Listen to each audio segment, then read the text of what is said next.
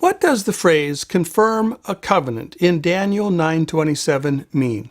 Does it imply a pre-existing covenant that needs to be strengthened, or does it simply imply ratifying a covenant? Stay tuned as we walk through a broad and deep investigation of this question using the historical grammatical hermeneutic, that is, using the literal hermeneutic.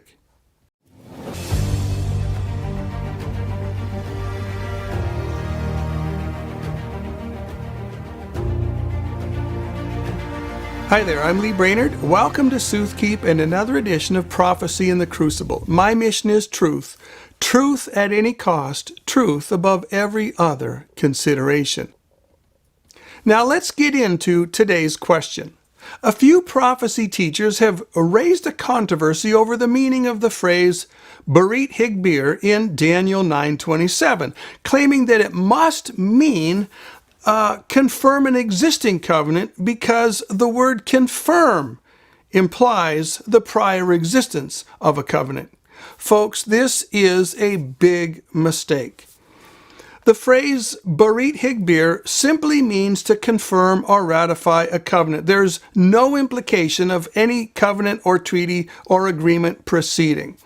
It is a strengthened form of the usual Berit Karat, which means to cut or ratify a covenant.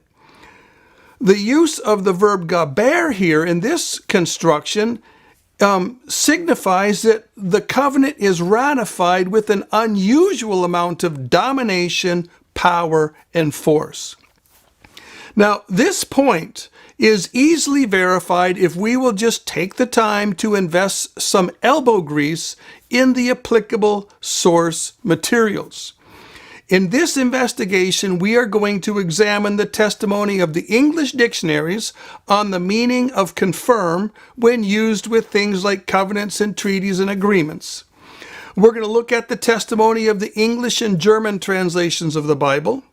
We're going to look at the testimony of Hebrew experts as gleaned from lexicons, commentaries, Jewish translations, rabbinical sources, and the efforts of modern Jewish scholars. Now, folks, you got to understand, I did not go on a cherry-picking hunt here, hunting among the resources to pick and choose a few things that agree with what I want to say on the matter.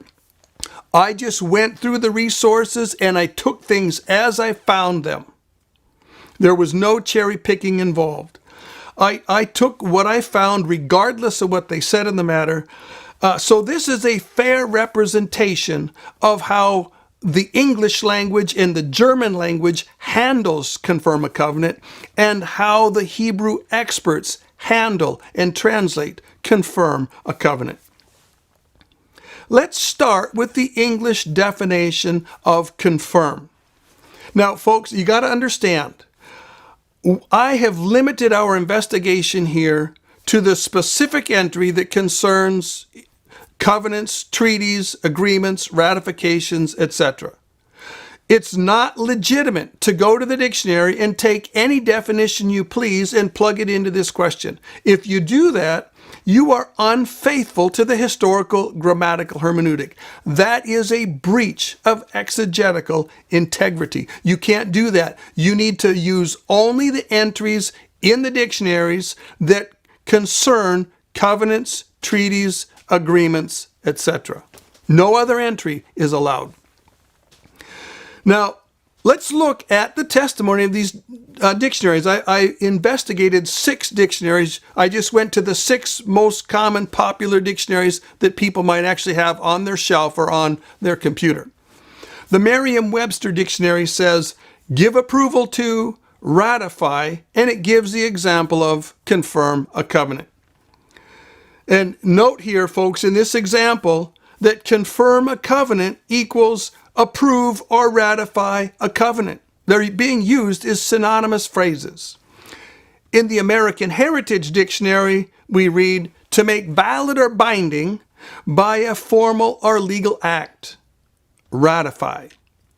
In the Collins Dictionary, the American English version, we read, to make valid by formal approval. In the Cambridge Dictionary, we read, to approve someone or something officially by formal agreement. In the Random House Dictionary, we read, to make valid or binding by some formal or legal act, sanction, ratify. And in Webster's New International Dictionary, the 3rd edition, we read, to make valid by formal assent. Now, if you look at these 6 dictionaries and their 6 definitions, none of them breathes a word about the necessity of an already existing covenant or treaty or agreement. The word confirm, when used with treaties and covenants and agreements, carries no connotation, no necessity of a prior legal document that needs strengthening or confirming. Confirm, when used of treaties and documents and agreements, etc., it has essentially the same force as ratify. In other words, it just means to approve or sanction formally. The fact is, all new covenants and treaties are confirmed when they are signed into law. And confirm in this connection, brethren, is exactly synonymous with make firm, ratify, make valid, validate, etc. I would also point out that all of these entries imply, and a couple of them explicitly state, that with the word confirm, there's an implication of binding force. I want you to bear that in mind, that confirm here has a sense of binding force. So we see that the claim that confirm means strengthen an existing legal document is a classic example of men cherry-picking entries in dictionaries and in the Strong's Concordance to find a definition that suits their theory.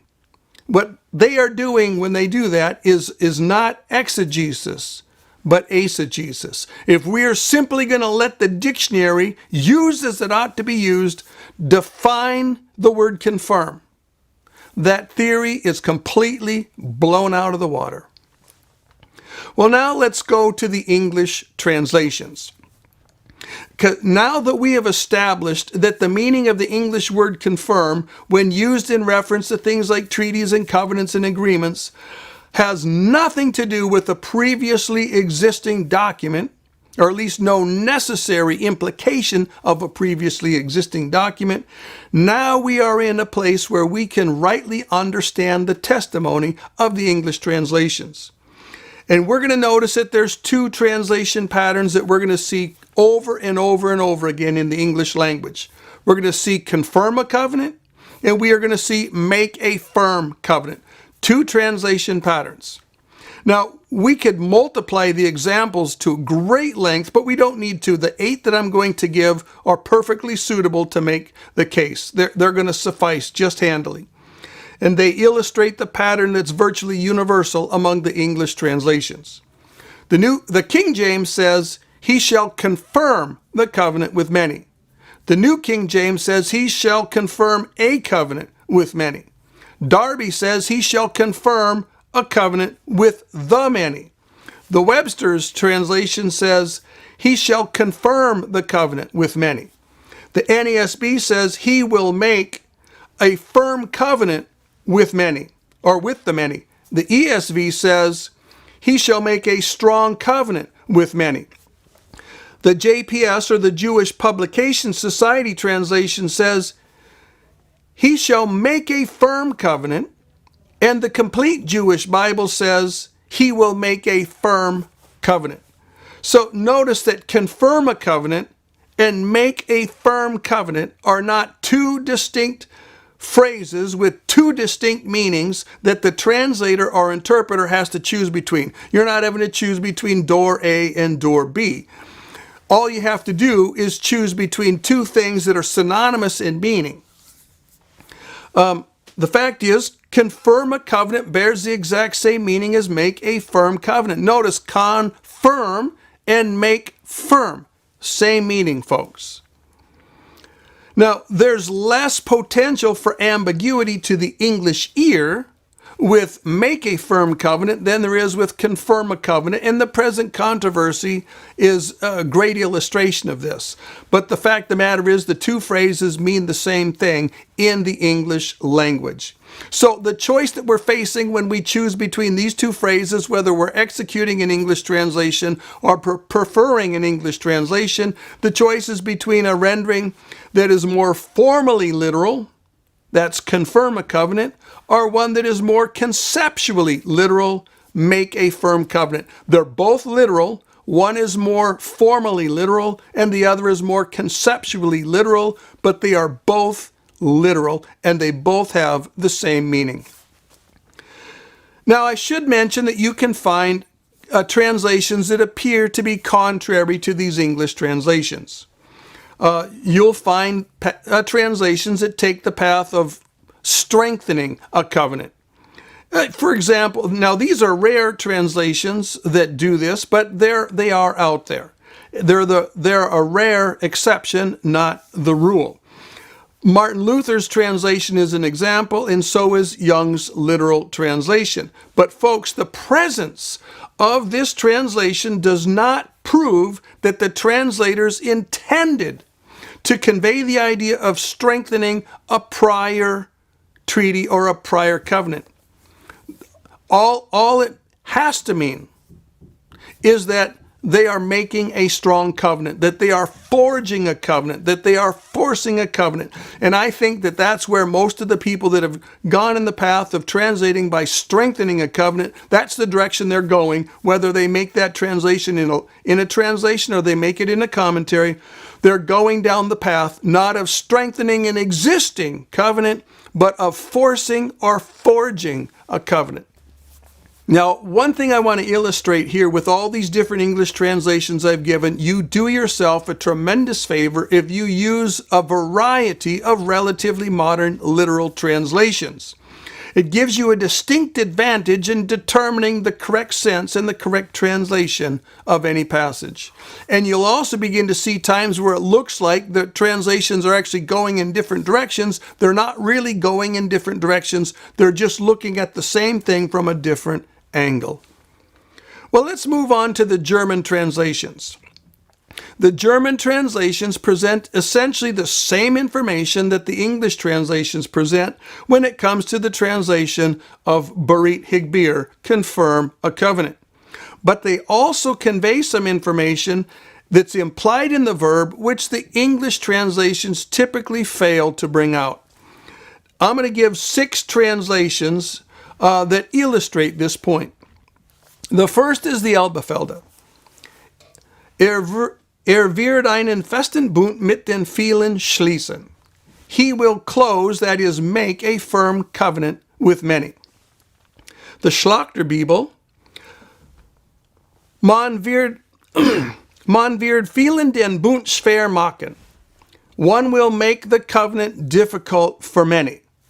This brings out the element of hardness or harshness that is implied in the verb higbir. The Buber-Rosenzweig Old Testament says, Überlegen ist den vielen im Bund. He is superior to many in a covenant. This essentially could be paraphrased as he dominates many in a covenant. And this brings out the domination of the Antichrist that is implied in the Hebrew Higbir Berit. In the Hoffnung für alle translation, we read, Der Machthaber wird mit vielen Menschen ein Bündnis schließen. The ruler, that is the power holder, will close or make a covenant with many men. Again, this brings out the domination of the Antichrist that is implied in the verb, Higbir. In the Gute Nachricht Bibel, we read, Der Fremdherrscher wird mit den Mehrheit des Volkes ein festes Abkommen treffen. The strange Lord will, with the majority of the people, reach a firm agreement. And in the NEUE evangelische Übersetzung, we read, Wird der Fürst einen starken Bund mit den vielen schließen. The prince or the ruler will close or make a strong covenant with the many. Now, notice that these German translations present the same essential idea of make a firm covenant. It's the same sense that we see in the English translations. But they bring out three nuances, folks, that the English translations lack. They bring out the domination of the Antichrist implied by the verb higbir. They bring out the force employed by the Antichrist that's implied by the verb higbir. And they bring out the hardness or the harshness employed by the Antichrist implied by the verb higbir. So when we use the English and the German translations together, we get a much broader, fuller perspective of what is going on here than we do if we only use the English or only use the German. Well, let's turn to the Hebrew lexicons on the meaning of the Hebrew verb gaver. Gesenius's Hebrew Chaldee lexicon to the Old Testament, and I use the Tregelles English translation version, and this is the old standard Hebrew lexicon. We read here for the kal that the kal, which is just a simple verb form, means be strong or prevail. The hiphil form, which is the causative form, means make strong or firm, and they give the example of confirm a covenant. The Brown, Driver, and Briggs Hebrew and English lexicon of the Old Testament, which is the old standard, for the kal says, be strong or mighty, prevail. And for the hiphil it says, confirm, and it gives the example of confirm a covenant. When we come to halot, the H-A-L-O-T, which is the Hebrew and Aramaic lexicon of the Old Testament, and this is the new standard for Hebrew concordances and lexicons, we have in the kal, be superior, which is to prevail over or lord over, achieve something, increase. When we come to the hiphil, it says be strong, and then it says in particular, with reference to berit, covenant, to make a strong covenant. So in general, gaver means to be strong or prevail in kal, and in the hiphil it means to be make strong or make firm. And there's no necessary reference to prior existence of anything. The fact is, no lexicon mentions that the verb in the hiphil necessitates that the document being confirmed must have a prior existence or a prior document that's getting strengthened. And once again, we see that confirm a covenant is synonymous with make a firm covenant. Well, let's move on to the Hebrew scholars' understanding of berit higbir, confirm a covenant. We're going to start with the lexicons that specifically mention the phrase berit higbir. The first that we're going to examine is Wilhelm Gesenius's Hebräisches and Aramäisches Handwörterbuch über das Alte Testament, which is the German version of Gesenius's well-known lexicon. Now, Gesenius is recognized as one of the greatest Hebrew scholars of all time. And his entry here says, gewöhnlich, schließt ein festes Bund mit vielen. In the English translation, this would be usually understood as, he closes a firm covenant with many. When we go to Wilhelm Gesenius's Latin work, which is Thesaurus Philologicus Criticus Linguae Hebraeae et Chaldeae Veteris Testamenti, which is a unique Hebrew concordance, a Hebrew lexicon that's written in Latin, we read in reference to Daniel 9:27. Berit higbir. The Latin, he says, is fidus firmum init cum multis. That is, enter into a firm covenant with many. When we go to halot, which is the modern standard Hebrew lexicon now, it's in the halot stands for Hebrew and Aramaic lexicon of the Old Testament. And this is the lexicon that's replaced Gesenius and Brown, Driver, and Briggs, or at least is in the process of doing so. And there we read that gaber, or gaver, with berit, covenant, means to make a strong covenant. So these three lexicons, folks, agree that to make a strong covenant is the correct understanding of Berit Higbir. Well, let's look at 3 Jewish translations. The JPS Bible says, "He will make a firm covenant with many for 1 week." The Complete Jewish Bible says, "He will make a strong covenant with leaders for 1 week of years." And the Koran Bible, which is sometimes called the Jerusalem Bible, "He will make a strong alliance with the multitude for 1 7-year cycle." So notice we've got make a firm covenant, make a strong covenant, and make a strong alliance. They're all on the same page. They're all going in the same direction. But let's turn to rabbinical sources. In the Midrash in Echa Rabbah Petichta 34, we read there that Rabbi Yudin paraphrases this portion of Daniel 9:27 as, "He will promote a covenant with the multitudes for 1 period of 7 years." Did you catch that? Promote a covenant. When we go to Rashi, whose name was Shlomo Yishkachi, who was a medieval French rabbi, and we read here, "And he will strengthen a covenant for the princes of 1 week," which is what the Hebrew says. And then we read his understanding is that Titus is going to strengthen a covenant with the princes of Israel. And we read he's going to promise them the strengthening of a covenant and peace for 7 years, but within the 7 years he will abrogate his covenant. Now notice this is one of the few places that I stumbled upon that's going in the direction of strengthen a covenant. But there are indications right here in the context, folks, that whoever translated Rashi into English, and they used strengthen a covenant instead of make a strong covenant. There's indications in the context here that Rashi is actually talking about forcing or forging a covenant or forcing a strong covenant and not strengthening a covenant that already existed when he came on the scene. Notice that this is his covenant, folks. It's not an existing covenant. He didn't come and take up somebody else's covenant and rework it and strengthen it. Well, let's move on to the modern Jewish sources. At kabod.org website, under the Torah texts, we read in the Steinsaltz Ketuvim on Daniel 9:25. We see the translation, "He will promote a covenant," or "the covenant will be strengthened." And so notice, first of all, we have "he will promote a covenant" is the first reading, and we fall back in the same thing we said earlier, that when we see readings like "he will strengthen a covenant," we cannot assume that this means or implies a prior existing covenant. It's obvious in some of these contexts that the people that use those phrases did not have that idea in mind, and therefore it's not legit for us to have that idea in mind.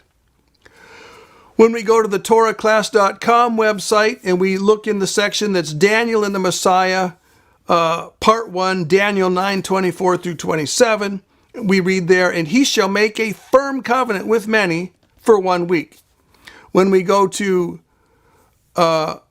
outorah.org and we look in their article on Daniel chapter 9, which was written by Rabbi Jack Abramowitz, we read, "The leader of the enemy," and then in parentheses, the Roman emperor, "will forge a pact with the Jews for 1 week." And then he has in parentheses, i.e. 7 years. So notice, he here sees forging a pact or forging a treaty or forging a covenant. The use of the word forge here is bringing out this force, this power, this domination that's implied by the Hebrew verb higbir. Now, when we come to the commentaries that are more well known in the English language, we're going to find the same kind of information presented, the same translation, the same concept, that this is confirm a covenant in the sense of make a strong or make a firm covenant. Well, let's start with Keil and Delitzsch. And here we read, "The expression Berit Higbir with the preposition la is analogous to Berit Karat with la. And Berit Karat is just the standard form in Hebrew for make a covenant or cut a covenant. And he continues, and the construction with la signifies that as in the forming of a contract or a covenant, so in the confirming of a covenant, the two contracting parties are not viewed as standing on an equality, but he who concludes or confirms the covenant prevails and imposes or forces the covenant on the other party. So notice, we have here the same thing that's been brought out in all the other sources that we're looking at. The confirming party forces or imposes the covenant on the other party. When we look at the evangelical exegetical commentary on the book of Daniel that was written by J. Paul Tanner, we read, the text does not tell us the exact nature of this berit, but apparently the Antichrist either coerces or forces Israel, the many in Daniel 9:27, to agree to the terms of this berit. So, in other words, the summary here is the confirming party forces the many to agree to the terms of the covenant. When we go to John Goldingray's commentary on Daniel, we read, and a covenant will prevail with the multitude for 1/7. Now, he gives technical reasons why he prefers the covenant will prevail rather than he will force the covenant. But this doesn't really change what's actually going on, and it doesn't change the contextual fact that the Antichrist will, through this covenant, force his will upon the Jews. It just approaches it from a different angle. From one angle, we're translating he will forge or he will force a covenant. From the other angle, a covenant is forced or a covenant will prevail. Now, I want to point out that all these Hebrew sources that we've looked at can be trusted on the sense of Berit Higbir, confirm a covenant. None of them had a doctrinal dog in the fight as far as this current controversy is concerned. They were unaware of this current controversy. The current controversy didn't even exist. They were merely explaining to the best of their ability, to the best of their knowledge of the Hebrew, what the Hebrew phrase Berit Higbir means. Moreover, the information that I have presented here is not a selective use of evidence. I did not go on a cherry-picking hunt among all the resources and just grabbing what appears to support my view of the situation. I grabbed stuff as I found it, and I presented what they said on the point. So this is a fair presentation and a fair representation of what the Hebrew scholars think on the meaning of Berit Higbir. In conclusion, folks, it is a figment of men's imagination that the Hebrew phrase Berit Higbir means or implies the confirmation of an already existing agreement or treaty or covenant. The Hebrew lexicons and commentaries, the rabbinical treatment, the English dictionaries, and the English and German translations are in agreement that this phrase simply means the ratifying of a treaty with the added nuance of force behind it. The phrase Berit Higbir, confirm a covenant, is a strengthened variation of Berit Karat, to cut or make a covenant, and that's the usual phrase in Hebrew for make a covenant. The strengthened phrase indicates that this treaty is forced upon the many. And you have to understand, brethren, this agreement, this covenant, this treaty is forcefully made and forcefully maintained by a single man who dominates the planet with invincible political and military might. And once again, I want to point out that the English translation, confirm a covenant, is identical in meaning with make a firm covenant. And finally, brethren, this controversy over the meaning of confirm a covenant is a classic illustration of the difference between using the historical grammatical hermeneutic to interpret a phrase in the Bible and using an ad hoc hermeneutic that ultimately will trample on the grammar and the context and the analogy of faith. Believers, the historical grammatical hermeneutic is the most important issue of our day. And to the degree that we depart from the historical grammatical hermeneutic when we're trying to understand the Bible, to that degree we undermine the authority of Scripture. God uses the grammar of the English and German and Greek and Hebrew languages as He found it, folks. We can't stray from grammar without straying from what the Bible's saying. So don't let powerhouse theologies or exciting theories sway you and draw you away from a consistent, earnest application, a robust application of the historical grammatical hermeneutic. So, brethren, when we come across lines or phrases or verses that require explanation, will we seek the answer with a robust application of the historical grammatical hermeneutic? Or will we seek the answer with an ad hoc hermeneutic that relies on a small pile of selective evidence that appears to confirm what we want confirmed? Eyes wide open, brain engaged, heart on fire. We'll see you next time.